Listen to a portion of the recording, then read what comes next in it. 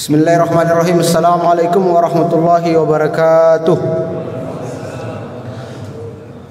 Alhamdulillahirabbil alamin wassalatu wassalamu ala asyrafil anbiya'i wal mursalin wa ala alihi washabbihi ajmain wa ba'du. Bapak-bapak dan jamaah sekalian yang dirahmati dimuliakan Allah Subhanahu wa taala serta ibu-ibu yang berbahagia. Ada satu kaedah yang dirumuskan oleh para ulama kita. Al-wajibat aktsaru minal awqat. Kewajiban-kewajiban yang kita miliki itu jauh lebih banyak dengan waktu yang tersedia. Karena waktu yang kita miliki itu sangat pendek, sementara kewajiban kita sangat banyak, maka kita perlu beramal secara cerdas. Bagaimana bentuk amal yang cerdas itu? Maka kita perlu memilih amalan-amalan yang terbaik dalam pandangan Allah Subhanahu wa taala. Tentu amalan-amalan yang terbaik itu banyak sekali. Dan kalau saya jelaskan di sini, saya kira amplopnya nggak mencukupi itu. Jadi saya pendek-pendek saja. Saya akan menjelaskan kepada bapak-bapak kaedah-kaedahnya saja. Prinsip-prinsip satu amalan itu dianggap oleh Allah Subhanahu wa taala sebagai amalan yang terbaik. Yang pertama ya, pastikan kalau kita beramal itu harus kita lakukan dengan penuh keikhlasan. Ikhlas itu kata para ulama itu tidak hanya menjadi faktor penentu yang membuat amalan seseorang diterima atau tidak, tetapi pada waktu yang sama keikhlasan itu menjadi faktor yang sangat menentukan besaran pahala ganjaran yang kita peroleh. Bisa jadi amalannya kelihatan sepele, tetapi karena dilakukan dengan penuh keikhlasan maka amalan itu berlipat ganda pahalanya di sisi Allah Subhanahu wa taala. Karena itu seorang muslim itu diharapkan harus memiliki amalan khafi, amalan yang tersembunyi, yang hanya diketahui oleh dia dan Allah Subhanahu wa taala. Hatta istrinya sekalipun tidak mengetahui amalan yang dia lakukan. Salah satu bentuk amalan khafi yang dianjurkan oleh Allah Subhanahu wa taala dan Nabi-Nya Muhammad sallallahu alaihi wasallam adalah qiyamul lail. Kalau kita lihat dalam praktek qiyamul lail yang dilakukan oleh Nabi Muhammad sallallahu alaihi wasallam, itu Nabi salat dulu baru membangunkan istrinya. Karena memang ini adalah amalan khafi yang membantu kita untuk menjaga kualitas keikhlasan kita di hadapan Allah Subhanahu wa taala.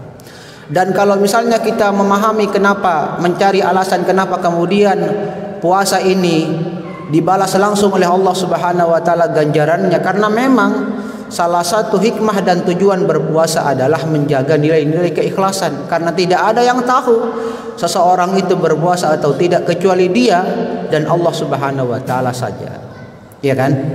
Nah, sering kita memberikan contoh itu, ada yang kumur-kumur 3 kali, yang keluar cuma 2. Ya, yang satunya kan dikorupsi. Ada yang tahu tidak? Tidak ada. Yang tahu hanyalah dia saja dan Allah Subhanahu wa taala. Itu prinsip yang pertama. Pastikan kita ikhlas ya. Dalilnya banyak, tidak perlu disebutkan. Prinsip yang kedua, suatu amalan itu akan dianggap terbaik dalam pandangan Allah Subhanahu wa taala apabila skala dampak kebaikan dari amalan itu dirasakan oleh banyak orang. Semakin banyak manfaat dari amal soleh yang kita lakukan itu, maka amal itu akan dianggap sebagai amalan yang terbaik. Makanya Allah Subhanahu wa taala berfirman di dalam Al-Qur'an surah At-Taubah, "Aja'altum siqayatal hajji wa imaratal masjidil harami kaman amana billahi wal yawmil akhir wa jahada fi sabilillah la yastawuna indallah." Apakah kamu menyangka orang yang ngasih minum orang-orang yang berhaji memakmurkan masjid sama seperti orang yang beriman kepada Allah dan hari kemudian serta berjihad di jalan Allah? La yastawuna indallah, tidak sama dalam pandangan Allah Subhanahu wa taala.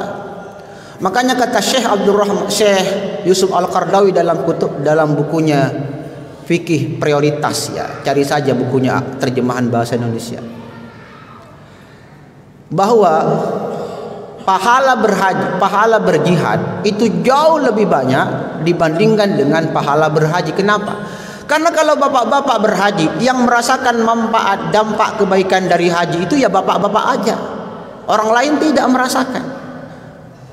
Sementara kalau kita berjihad di jalan Allah Subhanahu wa taala, baik itu dengan jihad qital, dan nanti itu pasti terjadi jihad qital, karena nggak mungkin terjadi peperangan kecuali ada al-malhamah kubra, peperangan akhir zaman itu, ya kan?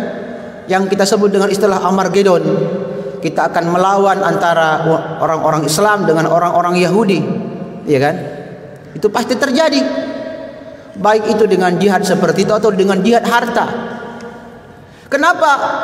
Karena kalau kita berjihad di jalan Allah Subhanahu wa taala, maka dampak kebaikan dari jihad itu tidak dirasakan oleh kita pribadi, tetapi juga dirasakan oleh orang lain. Karena itu dalam pandangan Allah Subhanahu wa taala, manusia yang terbaik itu adalah manusia yang paling banyak memberikan manfaat. Khairun nas anfa'uhum linnas.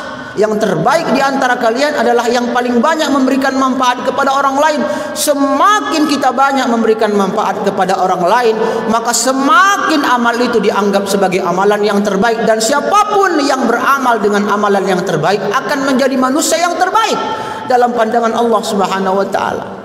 Makanya kita bisa mengatakan organisasi yang terbaik itu adalah organisasi yang paling banyak memberikan manfaat. Kenapa kemudian Muhammadiyah sampai dianggap sebagai salah satu ormas yang terbaik? Karena itu, karena dia hadir memberikan pencerahan, memberikan edukasi, memberikan penyuluhan, memberikan bimbingan, dirasakan manfaatnya oleh orang-orang Muslim maupun orang-orang yang non-Muslim. Makanya masjid yang terbaik itu juga adalah masjid yang paling banyak memberikan manfaat kepada orang lain. Kata pengurus Masjid Jogokarian kemarin, masjid yang membahagiakan jamaahnya. Misalnya di sini ada program sahur bersama. Saya dengar-dengar nanti subuh itu mau ada apa, ikan bakar katanya. Kita coba nanti cek ya. Nanti saya datang ke sini. Bener nggak itu ada ikan bakar itu? Kalau tidak, ya berarti kita doakan lagi. Impaknya ini 30 juta lebih lah. Beda dengan Masjid An-Nur baru 12 juta. Itu sekalian impaknya dikasih ke sana sebelah ya. Tapi AC-nya mohon maaf ini kalah Al-Ittihad. Kalau sampean sholat di Masjid An-Nur menggigil itu AC-nya, wah luar biasa. Jadi tambahkan ini AC atau bagaimana? Atau saya perlu subsidi? Ya, jadi seperti itu. Ini bercanda sedikit. Jadi amalan yang terbaik adalah yang paling banyak memberikan manfaat kepada orang lain. Karena itu beberapa hari yang lalu saya membaca salah satu tweet ya, kicauan burung ya, yang disampaikan oleh Dr. Ahmad Isa Al-Mi'sarawi. Dia mengatakan begini, Anda itu jangan hanya mencari keberkahan Lailatul Qadar hanya dengan bersandar di tiang-tiang masjid. Maksudnya apa? Jangan hanya kita mencari keberkahan Lailatul Qadar dengan hanya mengandalkan ibadah-ibadah ritual.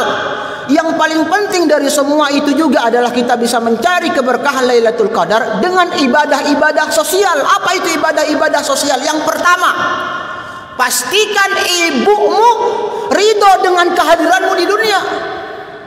Coba kita yang perantauan seperti ini, taubat telepon. Barangkali ada masalah atau butuh uang, mungkin dia lupa dan lain-lain sebagainya ya kan. Kita harus mencari keridhaan orang tua kita. Itu termasuk keberkahan Lailatul Qadar. Setelah urusan dengan orang tua kita beres, kita pastikan keluarga yang terdekat kita juga beres. Ada nggak di antara keluarga kita yang barangkali masih kebingungan mencari pakaian baru untuk anaknya di hari Id? Kalau memang ada, kita kasih mereka uang. Kalau kita punya kelebihan harta. Kalaupun misalnya kita tidak punya kelebihan, paling tidak kita doakan atau menghibur mereka. Setelah keluarga kerabat kita beres, kita cari barangkali ada anak yatim yang kita kenal, tetangga kita kah atau orang jauh kah. Kita pastikan juga mereka berbahagia nantinya pada hari Id itu. Dan itu termasuk bagian dari ibadah sosial. Kalau kita lakukan, maka insya Allah kita akan mendapatkan keberkahan Lailatul Qadar. Kenapa? Karena itulah termasuk amalan yang terbaik itu.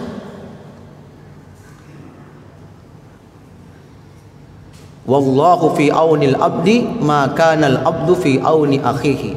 Allah akan menolong kita, membantu kita selama kita juga memberikan pertolongan kepada orang lain. Kalau kita menyenangkan orang lain, Allah juga akan menyenangkan kita di dunia dan di akhirat. Masih ada 2 prinsip yang tersisa. Karena ini cuma kultum, kita tutup dengan hadanallahu wa iyyakum ajmain. Assalamualaikum warahmatullahi wabarakatuh.